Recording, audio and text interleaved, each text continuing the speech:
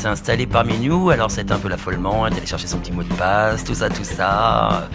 Pendant que Charles était en train de distiller tout ce qu'on pourrait dire en direct, mais qui dit off, forcément.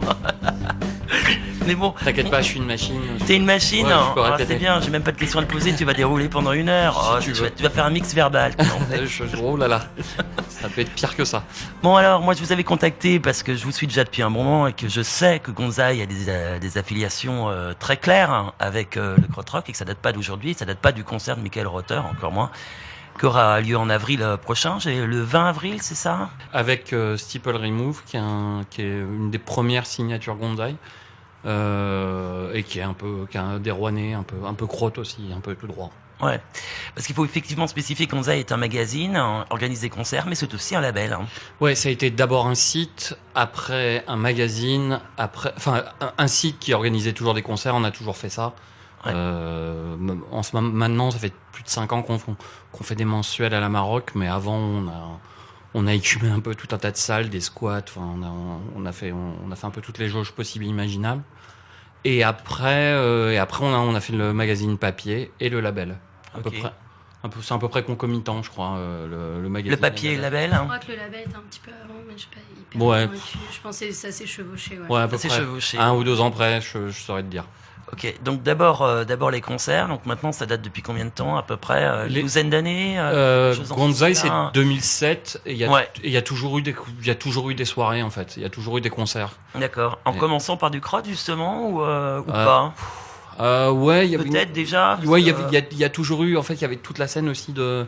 On a pas mal fait jouer au début toute la scène de Pan-Européenne. Ouais. Toute cette clique là. Coup de lame et compagnie. Ouais, coup de lame et puis aussi Kill for Total Peace si je me souviens bien. David Aquanebula, Aquanebula Oscillator. On a un peu fait jouer toute cette scène là. Donc on a très vite été entre guillemets labellisé psyché. Et le Kraut a toujours été un peu notre. Enfin, ça a toujours été un peu un lion chez Gonzaï.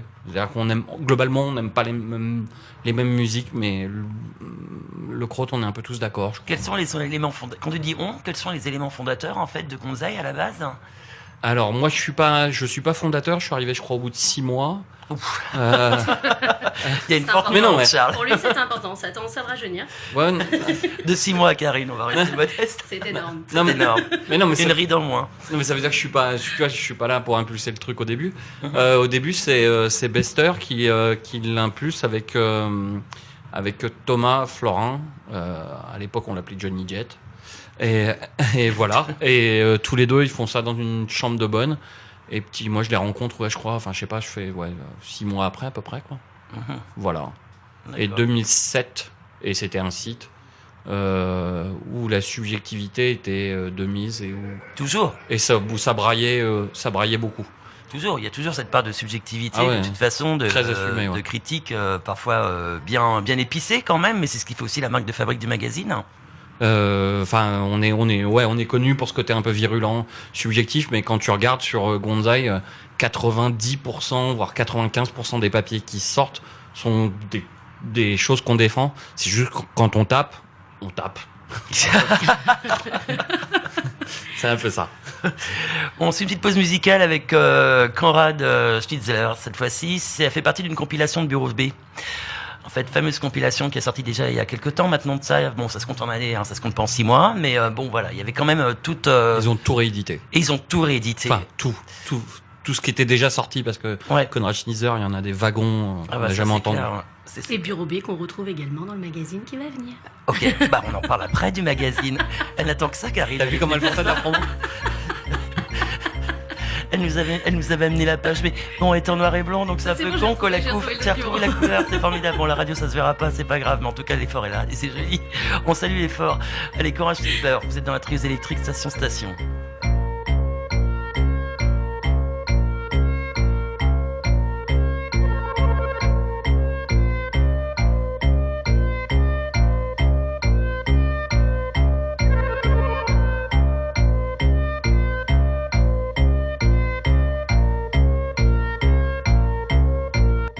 Les mecs dans le Kraut, ça a rarement marché. Enfin, clairement, ce qu'ils faisaient, à part Cannes, quand vivait vraiment, Kraftwerk, Neu peut-être. Neu un peu, mais peu aussi. mais Neu ça va quoi. Mais globalement, les mecs c'était vraiment tous des mavericks quoi. Tu vois, c'était des losers un peu.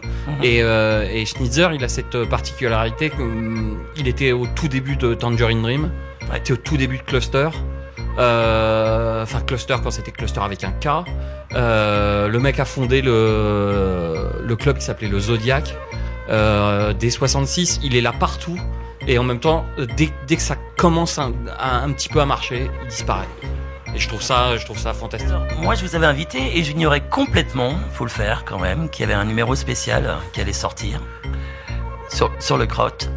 Et donc là, c'est un numéro qui a demandé un certain nombre d'heures, on va dire, voire même de mois de travail, j'imagine. Expliquez-nous un peu cette démarche et comment vous y êtes pris, parce que il y a des interviews à l'intérieur, ça se passe. Ouais. Comment est structuré ce numéro spécial? Parle dans ton micro, on te fait signe de te Ah pardon, excusez-moi. Voilà. Non mais en fait c'est le premier numéro de la nouvelle formule de Gonzai, donc en fait c'était aussi je pense un numéro, c'est aussi pour ça qu'on a un peu de retard, on a juste un mois de retard, mais qui est en fait, on était avant à 100 pages, là on a 164, on devait être à 150, mais c'est la redoute. Mais voilà, c'est un beau pavé. Il y a des soldes sur la 85e cassette de Schnitzer. Vendu à 2 €. Et les pages collées, tu sais.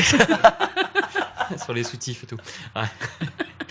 C'est un peu ça en fait. Genre il y a le début, il y a la fin, c'est pas du tout la même chose. Ouais, c'est comme Pete Gadget, un boomerang avec marqué une œil dessus. Il y a des fiches à la fin. On a déjà essayé de faire des fiches, ça n'a pas marché. Essayé, ouais. Des fiches matos. Non, ça n'a pas marché. Mais donc effectivement, ouais, il débarque un peu dans une refonte un peu de la formule. Donc c'est le premier. Ça devait faire 150, ça fait 164. On devait le recevoir aujourd'hui. On l'a toujours pas reçu aujourd'hui. Mais du coup, ouais, un spécial crotte qui est un gros pavé, puisqu'il y a 110 pages à l'intérieur des 164 qui sont sur ce dossier. Donc voilà, et après, donc c'est le premier d'une nouvelle formule, puisque les 3 prochains, puisqu'on n'est plus à 5, on est à 4 par an, les 3 prochains fonctionneront un peu de cette même manière-là, à savoir que ce sera beaucoup plus complet. On sera jamais complet, mais ce sera beaucoup plus complet que ce que ça avait été avant quand on traitait un dossier, puisque faute de place, en fait, tout simplement. Donc voilà. Là, on a eu pas mal de mecs qui sont encore en vie. On a fait... Ouais, parce que... Attends, c'est un détail, c'est important. Ça tombe, il était temps qu'il arrive, le numéro.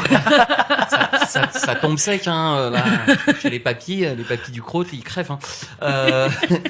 Ouais, il y en a. On a senti l'opportunité et on s'y est faufilé. Voilà, donc en fait, on va les voir, tu sais, pendant qu'ils sur leur lit de mort pour leur faire cracher 3 anecdotes. C'est notre truc. Donc là, je sais pas. Vous irez au Père-Lachaise l'année prochaine. Je sais pas. Comme les flics de France. Putain, on se déplace sur les lits d'hôpital. Bon, allez, Charles. Pardon. Allez, j'arrête. Vas-y. Je sais pas, qu'est-ce que je peux te dire dessus? On a fait, moi j'ai fait une. Quelles sont les interviews? Une interview d'Irmin Schmidt, Michael Rother. En ce qui me concerne, qu'est-ce que j'ai fait d'autre? J'ai interviewé aussi Rodelius, le mec de Cluster. Ouais. On a interviewé un des mecs de DAF aussi, parce qu'il y a un lien avec la prod, et puis DAF est un enfant, mine de rien, aussi un enfant du Kraut, quoi. Enfin, c'est intéressant d'avoir leur point de vue là-dessus. Et puis, qu'est-ce qu'on a fait d'autre?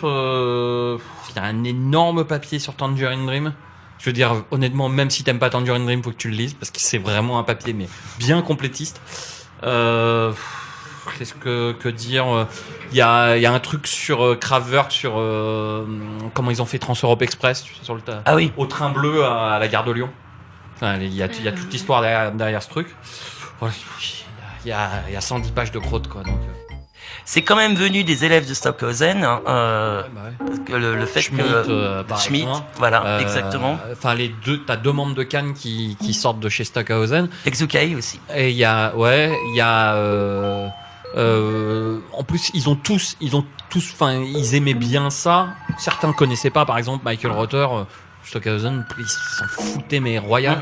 Par contre, ce qu'ils ont tous en commun, c'est qu'ils ont une espèce de, ils font pas de blues. Et ça, c'est hyper important à l'époque parce que c'est une musique avec les canons du blues sont hyper présentes chez les Anglais, par exemple. Tu vois, tout le British Blues Boom et tous ces trucs. Et ce qu'ils ont aussi en commun, c'est qu'ils aiment le free jazz souvent. Ouais. Ils aiment beaucoup Zappa et le Velvet. Et c'était des mecs qui étaient assez branchés parce que maintenant aujourd'hui Zappa et le Velvet c'est simple, mais je pense que genre connaître ça en 68, c'était pas si évident que ça. C'est clair. Et tu vois, ils ont tous en commun aussi le fait de mélanger des sons. De prendre de partout. Yermin Schmidt de Cannes, il me disait qu'en fait, lui, il faisait de la musique moderne et de la musique contemporaine, en fait. Cannes, pour lui, c'est un groupe de musique contemporain. Pas du rock, pas du jazz, pas de la musique ethnique, mais tu vois, une espèce de, pas de la musique électronique, mais une espèce de mix de tout ça, quoi.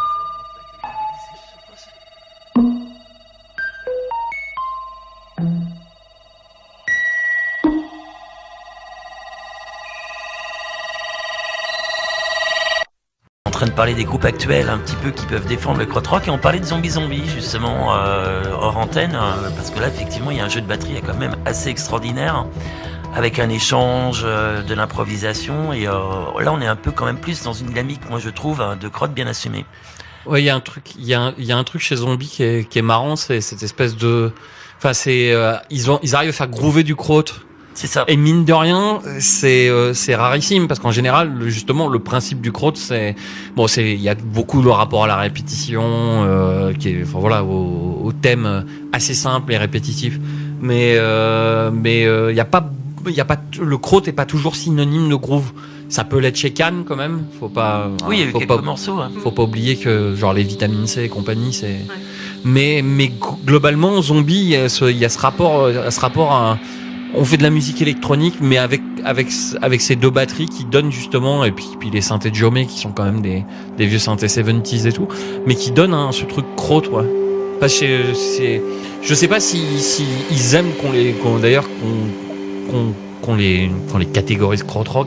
Je pense pas, parce qu'en général un groupe aime pas qu'on le catégorise, de toute manière. Bah ils l'ont pas aimé à l'époque déjà les gars, hein, donc. Ouais, voilà. Ça va pas commencer maintenant. Donc voilà, mais en tout cas il y a de ça, ouais.